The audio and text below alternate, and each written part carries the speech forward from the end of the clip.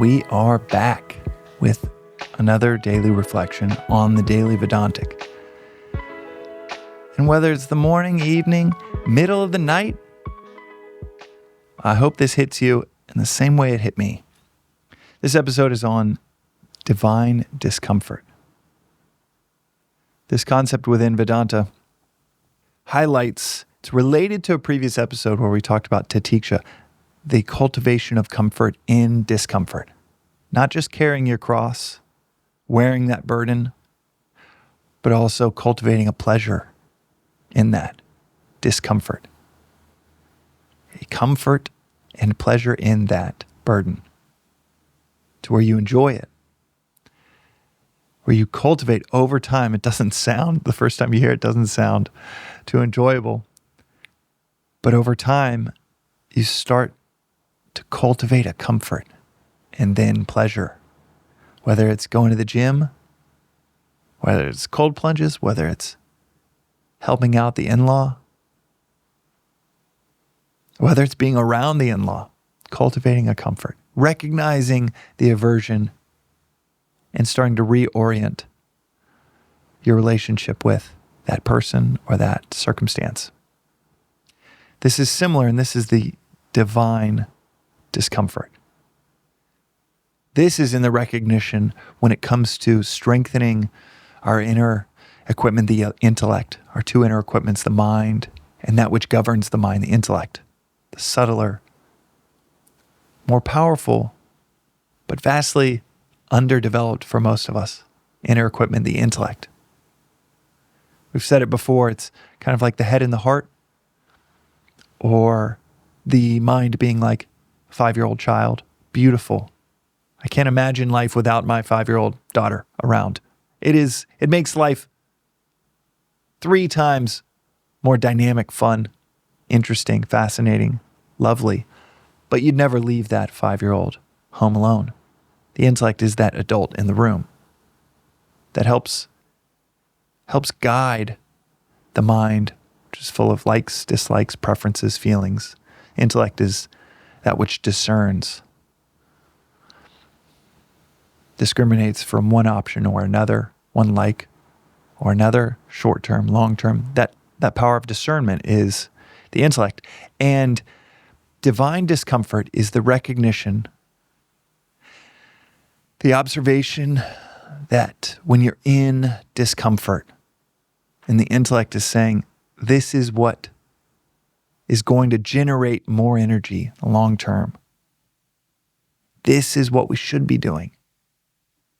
This is the service, the surrender, the sacrifice for another.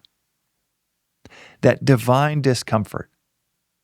That's not just any old discomfort. This is the discomfort that brings us closer to the self, closer to the supreme, the ground of being, God, whatever term you want to give it.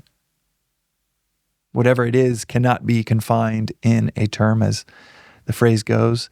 A God defined is a God confined, which is, well, ironic to try to do that with that which is infinite.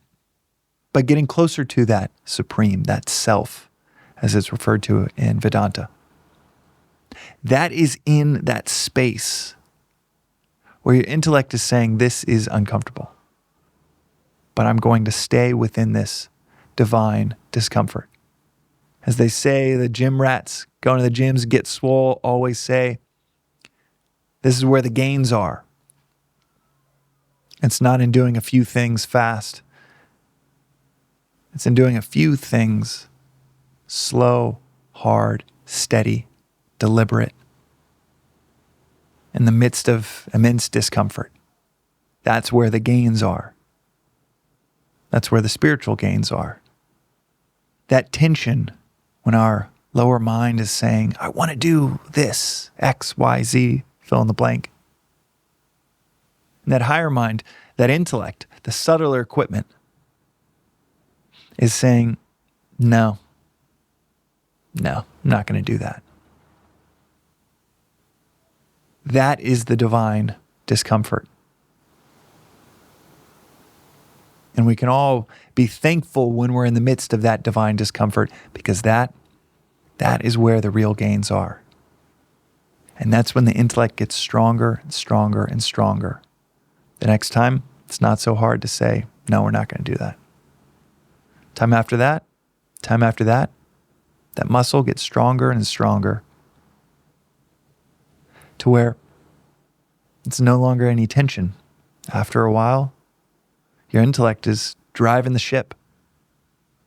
You're not even lured away by that thing that you know might be fun in the short term, might be tasty, but it's only going to be a few seconds on the lips and a lifetime on the hips. My mother-in-law says that. It's a good phrase. So can we go into that divine discomfort where it's a few seconds not on the lips, for a lifetime not on the hips? A few seconds of divine discomfort for the gains that we're ultimately seeking. That's today's episode on the Daily Vedantic. We'll see you next time.